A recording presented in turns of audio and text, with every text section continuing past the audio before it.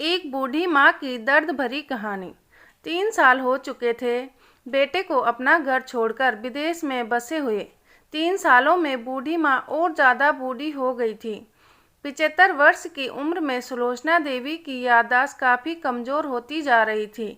उन्हें रोज़मर्रा की चीज़ें याद नहीं रहती, लेकिन जो उन्हें हमेशा याद रहता वह था उनका बेटा। दिन हो या रात, एक पल भी ऐसा ना होता जब उन्हें अपने बेटे की याद ना आती। दूसरी तरफ बेटा था जो साल भर में एक आधी बार अपने माँ को फ़ोन कर लिया करता और 1-2 मिनट से ज़्यादा बातें भी ना किया करता। फिर भी यह बूढ़ी माँ टकटकी लगाए अपने बेटे का इंतज़ार करती रहती। एक दिन बेटे का विदेश से फ़ोन आया। हेलो हेलो, सुन रही हो ना माँ? अनिल बोल रहा हूँ, तुम्हारा बेटा। कैसी हो माँ? मैं ठीक हूँ बेटा, तुम बहू और मेरा पोता कैसा है? माँ ने पूछा। सब अच्छे हैं माँ, मैं अगले हफ्ते गांव आ रहा हूँ माँ तुम्हें लेने।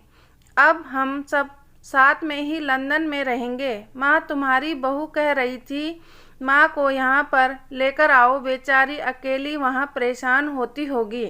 बेटे ने कहा। माँ की बूढ़ी सूखी आंखें आंसुओं से भीग गई। उसके कमजोर शरीर के नस नस में खुशी की लहर दौड़ गई। बेटे और बहू का अपने प्रति प्रेम देखकर माँ का मन खुशी से भर आया। बेटे ने आगे कहा।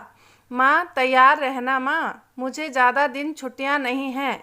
जिस से जितने पैसे लेने हैं लेकर रखना, तब तक मैं प्रॉपर्टी डीलर से बात कर लेता हूँ।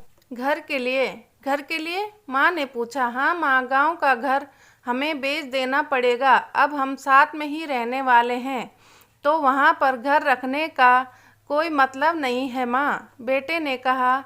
बुढ़ापे की वजह से ठीक से चलने में असक्षम माँ ने पूरे मोहल्ले में घूम घूम कर अपनी इस खुशखबरी को सबको सुनाया। सभी को खुशी हुई।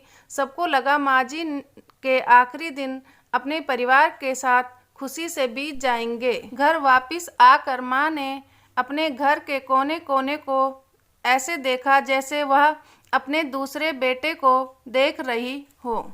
देखी भी क्यों ना, उस घर को अपने बेटे से कम थोड़ी समझा था। अपने पति के साथ 40 साल यहीं तो बिताए थे, लेकिन अब मजबूर थी बुढ़ापे के आखिरी साल बेटे और बहू के साथ बिताना चाहती थी।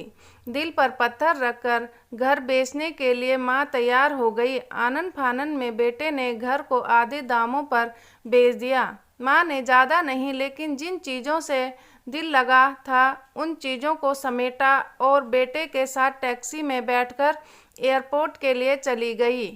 एयरपोर्ट पर आकर बेटे ने माँ से कहा। माँ तुम यहाँ बेंच पर बैठो, मैं सामान और बोर्डिंग पास की जांच करा कर आता हूँ। वहाँ वक्त लगता है और खड़ा रहना पड़ता है, तुम्हें तकलीफ होगी, तुम यहीं आराम करो। मैं यूँ गया और यूँ आया। माँ बेंच पर बैठ गई और बेटा अंदर चला गया। काफ़ी समय हो गया, बेटा वापस नहीं लौटा। माँ सोचने लगी ज़्यादा भीड़ होगी इसलिए देर लग रही होगी। अंधेरा होने को आया। अब तो लोगों की चहल कदमी भी कम होने लगी। माँ को अब चिंता होने लगी। एक कर्मचारी ने आकर पूछा। किससे मिलना है माँ जी? आप यहाँ पर क्यों बैठी हैं? डरती हुई आवाज़ में सुलोचना देवी बोली। मेरा बेटा अंदर सामान की जांच कराने गया है। लंदन जा रहे हैं हम। क्या नाम है माँ जी आपके बेटे का? कर्मचारी ने पूछा। अनिल नाम है मेरे बेटे का, सुलोचना देवी ने बताया। कर्मचारी अंदर गया और थोड़ी देर बाद बाहर लौटा। उसने सुलोचना देवी से कहा। माँ जी, लंदन जाने वाली फ़्लाइट तो दोपहर में ही जा चुकी है और आपका बेटा भी उस फ्लाइट में बैठकर लंदन जा चुका है। अब आपके यहाँ बैठने का कोई मतलब नहीं है, आप भी अपने घर चली जाइए। क्या जा चुका है और मैं घर जाऊँ? घर? माँ की आंखों से आंसुओं के सैलाब उठने लगे। जैसे तैसे माँ घर पहुँची, जो अब उसका था ही नहीं, बिक चुका था। वो वहीं बरामदे में तुलसी के पास सो गई। घर के नए मालिक को उस पर दया आई तो एक कमरा किराए से उसको दे दिया।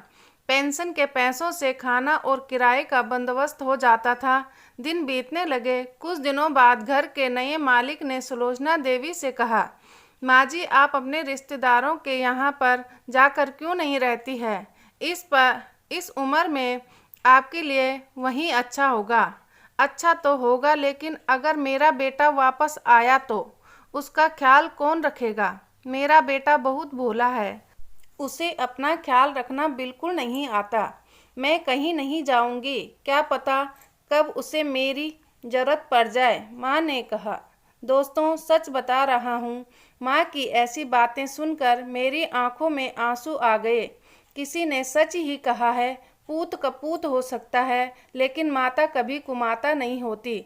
दोस्तों, आप सभी से हाथ जोड़कर विनती करता हूँ, अपने माता पिता की जितनी हो सके सेवा करना, उनके साथ कभी बुरा बर्ताव मत करना। आशा करती हूँ आज की कहानी आप लोगों को अच्छी लगी होगी। अच्छी लगी तो लाइक करें, शेयर करें, मेरे चैनल को सब्सक्राइब करें। वीडियो देखने के लिए बहुत बहुत धन्यवाद।